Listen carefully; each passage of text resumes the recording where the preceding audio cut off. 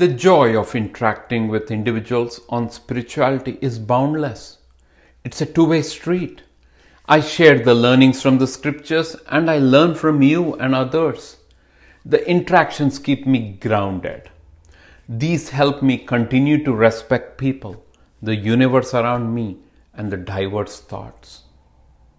A questioner asked, "Is it okay for sacred hymns to be played during my morning ablutions, or basically when I use the washroom?" Let us explore this topic. Now, tradition calls for taking a shower and being clean before any worship, or just in general before getting started with day's activities. Why is there then a guilt in listening to sacred hymns during morning ablutions? Again, by ablutions I mean activities like bathing or using the washroom. Does this feeling give rise to a fear of not being authentic or unclean in our devotion? From an adhyatmic or spirituality, the entire universe is a cosmic entity. Our Upanishads relate this cosmic entity to a universal person or Purusha. We live in this cosmos connected to the Supreme. In many ways, we are actually a miniature representation of the universal cosmic person. The universal cosmos has planes of existence, 7 upper and 7 lower. Don't get bogged down if they are actual physical locations or anything like that. For the purpose of your development, visualize them as energy planes of this entire universe. The upper planes being similar to heavenly abodes, and the lower ones being subterranean. Now, these are not a stacked linear set. They are better visualized as sheets or layers of covering. The 7 upper planes progress starting from the earth to a pristine heavenly abode. The higher abodes are like angel-like attributes. They do have like angel-like attributes. While these heavenly abodes are heavenly, they're still in the material realm. In Sanskrit, these abodes have a name. They are called lokas. So there are 7 lokas: Bhu, Bhuva, Swaha, Maha, Jana, Tapa, and Satya. The Bhuloka is the earth and the Satyaloka is the highest abode in the material plane. Again, the definition is about spirituality and not physicality. The 7 lower go through a similar progression as well, but in the reverse order. Unlike the angel-like attributes, the lower planes have demonic attributes. They are called Atala, Vitala, Sutala, Talatala, Mahatala, Rasatala, and Patala.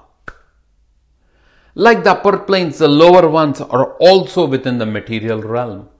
Now, the locus of supreme divinity is beyond these material planes. It manifests these material planes as well.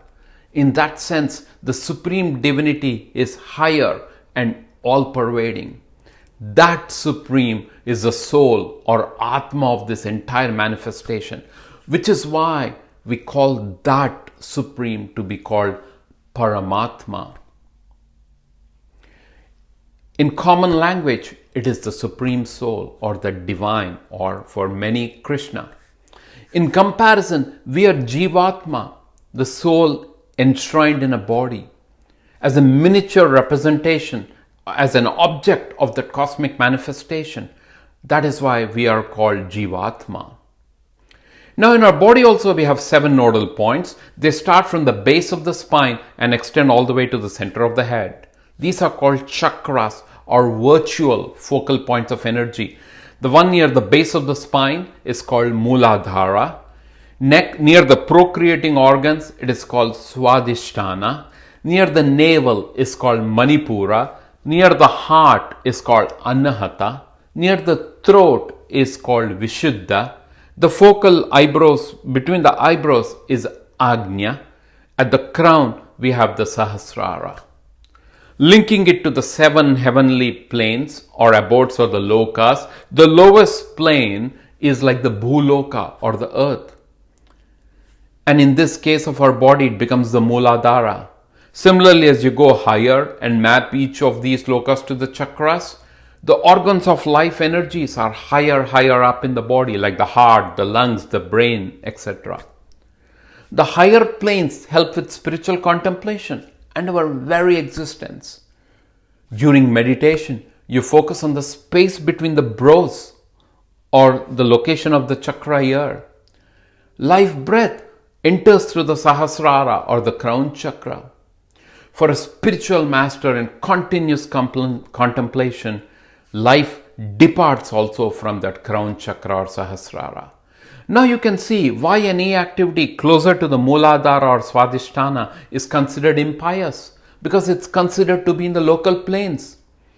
Hence, when you are offering ablutions or using the washroom, many may think, since the Mooladhara and the Swadhisthana are involved, it is incorrect or impious to listen to any devotional hymns or mantras.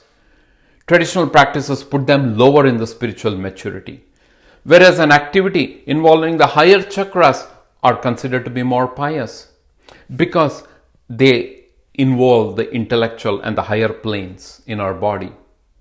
Divinity pervades the universe. It is within us to recognize them. Given our biological composition in the body, we may perform certain actions at certain times. Having said, no sin occurs if you're listening to sacred hymns, or if they're playing, or if sacred hymns are playing while you're in your morning ablutions or at any time of the day. Neither is it an incorrect practice. Exercise your personal choice and preference without any guilt. In many temple towns of India, hymns are broadcasted through loudspeakers even at 4 a.m. in the morning. Residents living in a temple town go about their daily routine. Many consider it a blessing to wake up to these sacred hymns or mantras. After all, us being connected to those divine vibrations, to those spiritual vibrations, to those vibrations describing and invoking the characteristics of the divine is welcome. Doesn't matter the time and the day. It's your personal preference, it's your personal choice. So don't consider the next time if you're listening to sacred hymns, or if the sacred hymns are playing during morning ablutions, don't consider them to be a sin or anything impious, but instead consider them to be a blessing to the fact that at least that is playing, and at least to the fact that you are able to hear them, and if possible, see if you can understand the meanings of those mantras or hymns being played, so that you would relish the divinity in them. Hope this was helpful for you. Continue on the path of spiritual inquiry. Continue on the inquiry of truth. Join me and join this channel in that continued journey of yours. Till we speak the next time, enjoy and stay blessed. Thank you.